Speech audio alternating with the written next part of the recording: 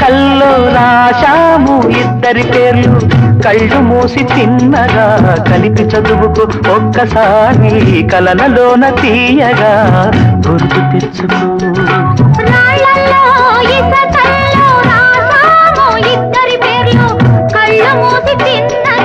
కలిపి చదువుకో ఒక్కసారి కలలలోన తీయగా